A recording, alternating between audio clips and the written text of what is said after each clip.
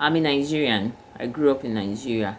And growing up, I remember vividly that um, things that have to do with sexual harassment was never taken seriously, especially on the path of the female. Some will even label the female a seductress, right? Some will say, "And what took you there?" Do you understand? Especially when it's in the case of, I don't want to call the name because of YouTube, but grape, remove the G. It's I know of a case that is close to home because I know the parties involved. Imagine at the police station, the police and a female police, and that's the part that even pained me the most because it's almost like women were the enemies of women. We're the ones that put our own fellow women down instead of will I say compensating them or consoling them. You get what I'm saying? The female police officer opened her mouth and said that, look at this fine man.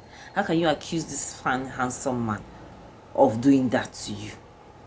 You get what took you to his house. See, a lot of things are about victim shaming in my country is very prominent. The reason why I'm talking about this is that this morning there was a talk between the two girls, Hani and Wanni, right? And Hani was telling Wanni this morning, and I think Shaun was equally there, so he came to join them or something, that Ben, Action Ben in the house, touched her inappropriately while trying to wake her up or something like that. And the twin sister Wanni is taking it so personal, and of course she has to take it personal. Why would he do that, right? That was going too far, or invasion of, that was, it wasn't consenting. I remember in a double wahala, no, not double wahala, I think Sigo base season, where there was T-Boss and there was Ekenem, right? And T-Boss was sleeping, deep asleep, because I think it was after a party or something like that, so there was some level of alcohol in her system, and she was sleeping when those things happened, when Ekenem touched her inappropriately. In her own case, she didn't even know because she was deep asleep. It was even when the video was shown that she was shocked. She didn't even know because she was deeply asleep. But in this case of Handy, she actually knew what happened. But I really don't know if it was still in the sleeping mood and she didn't raise an alarm, or she didn't talk to, like, to me, I feel these girls are so outspoken to the point that will I say I'm a bit surprised, or will I say I'm disappointed in Handy that she didn't confront Ben instantly. I know that Ben is all over the place. He's playful with everybody. He's virtually in everybody's good books, I assume. Yeah, I assume. So he plays, right? But this level of play with Handy, is it not too much? Well, the good thing is that there are cameras everywhere in Big Brother's house. And please, Big Brother is a very big show. Very, very big show. I would say in the whole world. Because when I come on live here, people are watching Big Brother shows online in as much as they don't have access to the live show all over the world.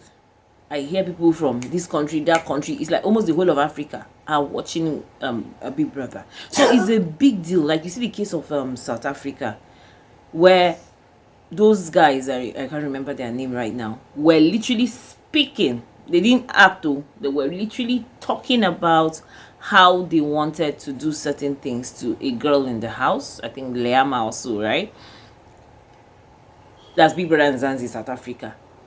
The person that was making that statement, that's why I think he even had some alcohol in his system, I think, when he was making that statement, but nobody cares. The whole South Africa itself literally wrote a petition against the show. They literally wanted to shut down the show while it was going on because of the statement that guy made. And the organizers of the show obviously took it very serious. and disqualify the guy, and then the person listening to the conversation, was giving double strike. It makes sense, isn't it? And the guy came out and was apologetic. You could see remorse on him. But coming back to our own home, I spoke about this in, I think, one of my live stream about Sheya, where we're talking about the twins and their behavior and all of that. I brought up that talk. Do you know that in as much as there was an uproar of that situation of Sheya was saying what he said, I was going to get an apartment for his son and his friends to run trains on girls. That's weird. Probably he's trying to live his own fantasy through his own child, and actually he has a son. That's the irony of the whole thing.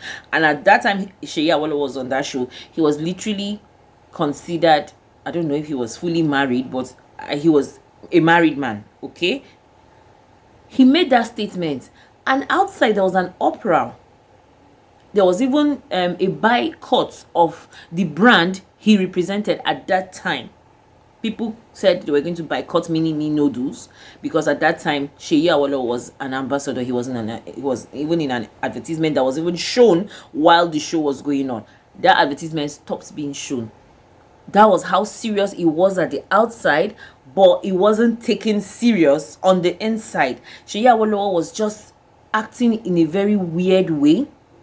It took almost like people had to sit him down and was literally petting him and was trying to make him see, while there was an uproar outside, in as much as probably Nigerians didn't take it that serious. That's why I said, growing up, these issues of such magnitude, I don't know why it is swept under the carpet. And guess who is blamed? The victim. That's the irony of the whole thing. That thing baffles me till today.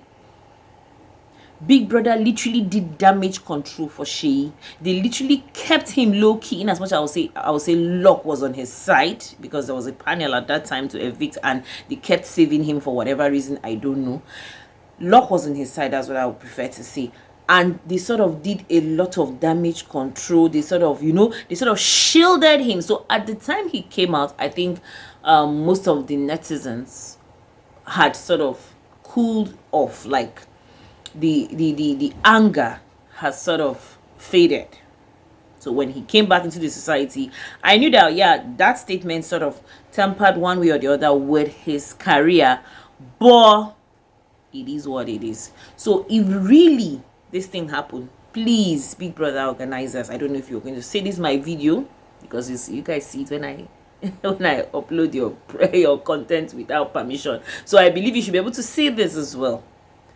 If what Handy is saying is true, please, for once, things like this should be taken serious. We have gotten to that point where things like this should be taken serious. Please, enough is enough. Biggie organizers, Big Brother organizers, go back and review that camera and see for real if whatever it is Handy is accusing Ben of is real. And if it is real, actions must be taken. Please. Thank you so much. I hope to see you in the video.